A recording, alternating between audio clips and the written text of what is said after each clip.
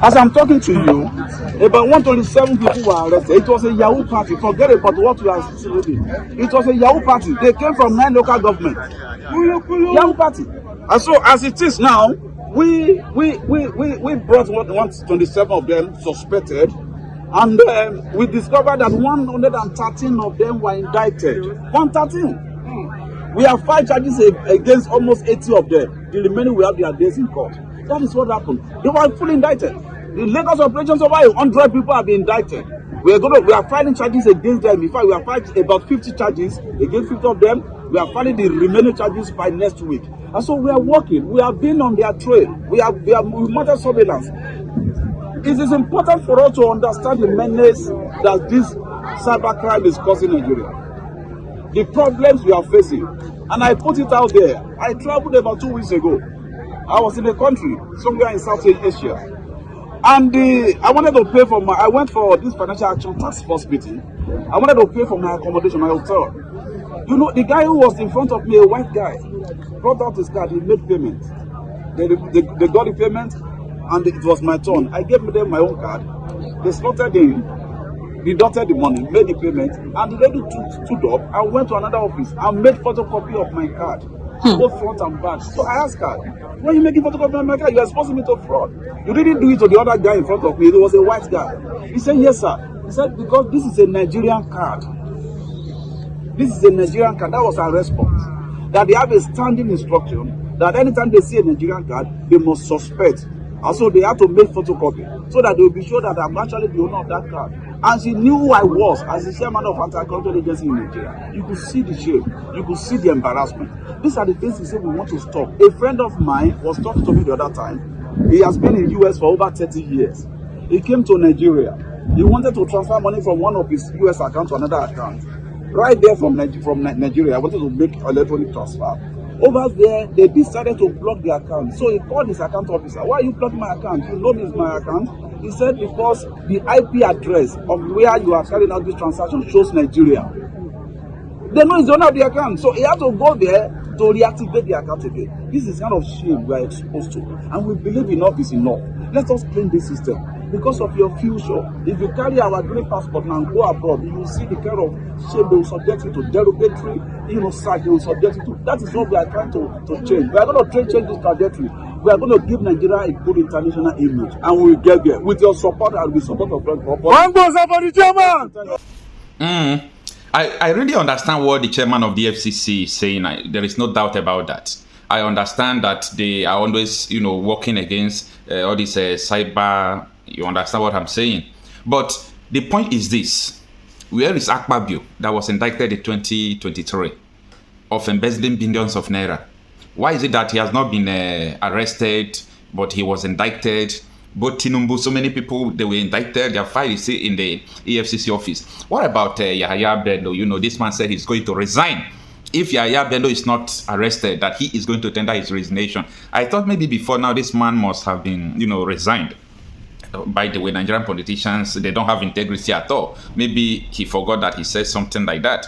What I'm trying to say is that no matter how this man will come out to give the number of people who they call Yahoo Boys or all those people doing internet something, that they arrested them, they indicted them, and so on and so forth, we aren't going to give them credit, because the greatest people, the greatest white people, when they are supposed to arrest, they are the politicians.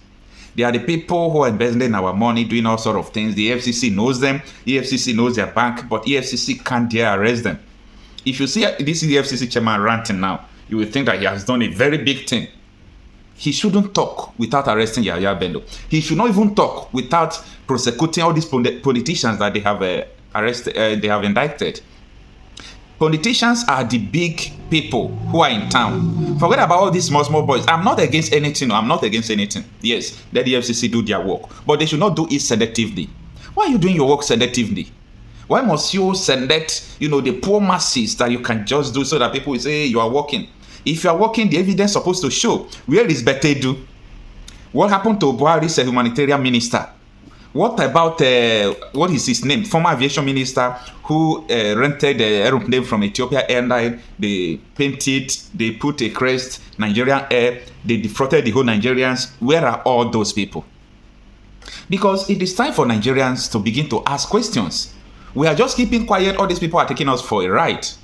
We don't even know where they are riding to. That is the issue. We don't know where they are driving us to, but all we know is that these people are driving us. I understand what the FCC chairman is trying to say for us to reduce all this. See, the greatest white people, when I mean white people, I mean Yahoo people. The greatest Yahoo people are the politicians. They are in the House of Rep. They are in the Senate. They are in the presidency. They are in the cabal. Those people who are sabotaging Dangote because they want to, get money from the importation of oil and exportation. They know what they are doing. EFCC cannot say he don't know. This man cannot say he don't know what is going on in Nigeria. He knows. So I find it difficult to comprehend these people movement. I don't just understand their movement where they will just have power where ordinary civilians are. That was what is it called? The SARS, what they were doing before. If they just see someone with computer, whether the person is a content creator, whether you're a photographer, they don't get to know. Whether you are a student, they don't get to know. As far as you are with the computer, they will just grab you, take you to station and label you Yahoo. And it has been going on in the country before the NSAS, and after the NSAS, there are still people doing it. The other day, EFCC, they invaded hotel, and that is what they have been doing it, because that one went viral. I know that EFCC said those people will be arrested, they will sanction them, and so on and so forth. But what I'm trying to say is that until we begin to see where EFCC will begin to question all these governors, past governors, all of them, all their names, people that have been indicted. I entered their website the other day. The cases they have with politicians, so many of them have been deleted. So many of them are no longer there. So many of them are there up till now, but they are not doing anything. Why must it be a selective something? So EFCC should stop this selective fight against corruption, if at all they want to fight corruption, because we are perceiving the same thing Buhari did when he came to office in 2015. People were saying Buhari was doing fighting corruption selectively, using it to witch hunt people from opposition political parties. He has been doing that for a very long time, and during his administration, before people started embezzling money, people from his office, people from the House of Rep during his tenure, they were doing that. They saw money, whether it's Ikoyi apartment. Up to today, we don't know who owns the money. We don't know where the money went to. They said snake carries money from one office, monkey cut away money from one office. Different stories like that, and we have EFCC, right?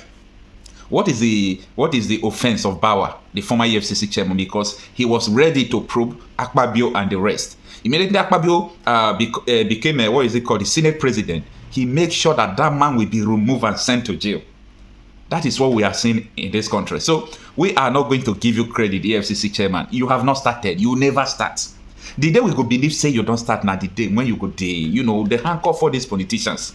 Now then we go no say yeah, you don't start. But for now, you never start, you never begin doing anything.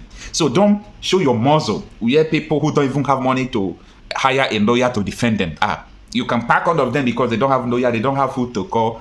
Even people who are not victims, people who are not, what adjective would I even use to describe them? People who are not involved in the matter. You will still adopt them and take them to jail. You will name all of them as Yahoo people. But the real truth is this. There are so many people who are doing such a thing that EFCC is clamping down. And I give them credit for that. But that does not remove what we are saying, that EFCC is biased. EFCC is doing a selective fight of these internet activities. They should start from the banking sector. All the CEOs, what they are doing in the bank, EFCC knows. He can't talk. You don't get power.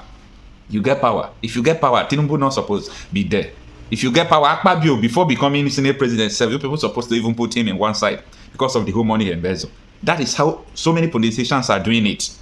Anyway, all we are saying is do your job well. We know people who are looting the money. We know people who are responsible for everything, both the bad names we have. Some of them are in prison abroad. You understand? So it's not all about Nigerians, and the Nigerians are contributing to it, but politicians are contributing more to it because all this money you people are looting, it's in abroad now, all over the places. So many countries, London, Canada, America, Italy, France. You people have your money in different banks abroad. Why won't they check your cards? Even you, EFCC chairman, I don't know you too much, but if they vet you down, maybe you already have bank account abroad, and that is the reason why they try to monitor your people. As a public official, they will know how much is in your account, how much is supposed to be in your account, what is your salary, so that they will know whom you people are. So that is the issue.